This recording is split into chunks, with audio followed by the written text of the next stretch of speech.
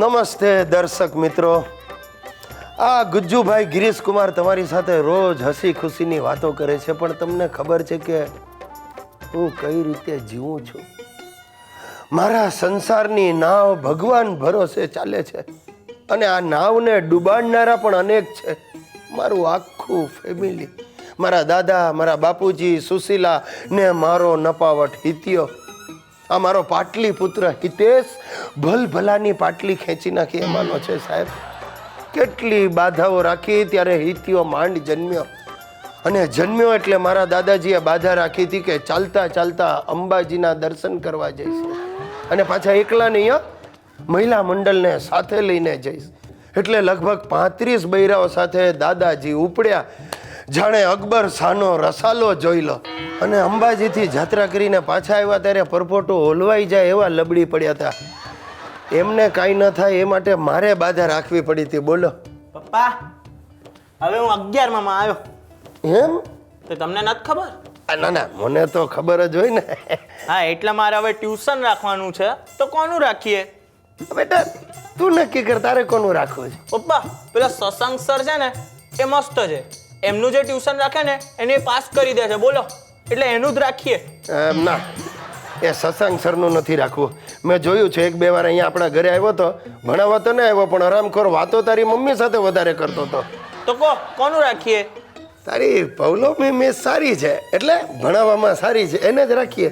એની fees બહુ high છે. આ તો એમાં શું હાઈ ફી હોય તો આપણે ચૂકવીશું. પૌલોમી ટીચરને મમ્મી રાખવાની ના પાડે છે. તો તારી મમ્મી શું કામ ના પાડે? કારણ કે એ જ્યારે મને ભણાવવા આવે છે ને ત્યારે તમે ઓફિસમાં ગુટલી મારો છો એટલે. તારી મમ્મીને છે ને મારું ભલું થાય એટલે તારું ભલું થાય એમાં કોઈ રસ જ નથી.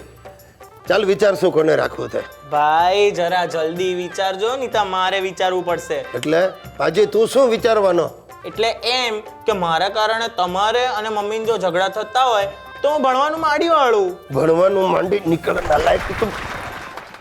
દર્શક મિત્રો, મારા પિતાશ્રી શિરીષ કુમારે આ ઉંમરે એક નવો ઉપાડો લીધો છે. હવે એમને ઇંગ્લિશ બોલવાની લગન લાગી છે.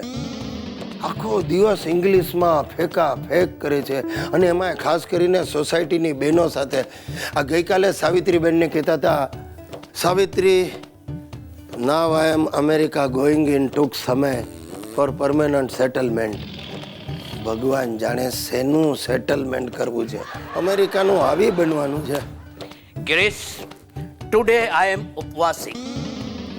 ઉપવાસિંગ એટલે નામ બદલ્યું? You donkey, I am on upvas. You 1 dozen banana loving અને 1 kilo મોરૈયો getting.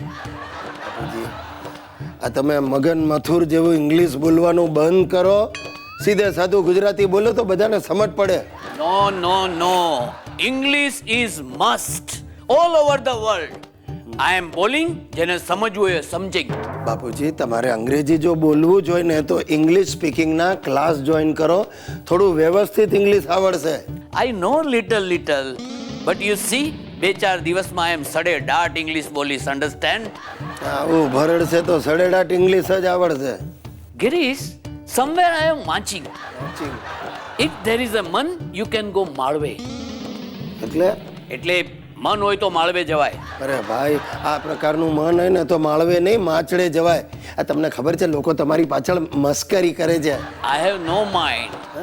Dog is buzzing, કૂતરાઓ ભસે. What ફરક elephant have? હાથીને શું ફરક પડે છે? You are right, elephant. I am speaking English. એકવાર અમેરિકા જાઓ, then this પાજી will સમજિંગ. તમારી આગળ બધું નકામું છે, ભેંસ આગળ Bhagavat. You mean Bhagavat before buffalo? You mean I am buffalo? I am a father. Keep shut up. અરે ગરડે ગડપણ, તમને આ બધું નથી સોંપતું. Your father old, બુઢા હોગા તેરા બાપ. આ તો હું એ જ કહું છું. Yes, I know you are jelling for my સડેડાટ English. I am trying. Trying? પ્રેક્ષક મિત્રો, now I am કંટાળિંગ. I have to take આરામ.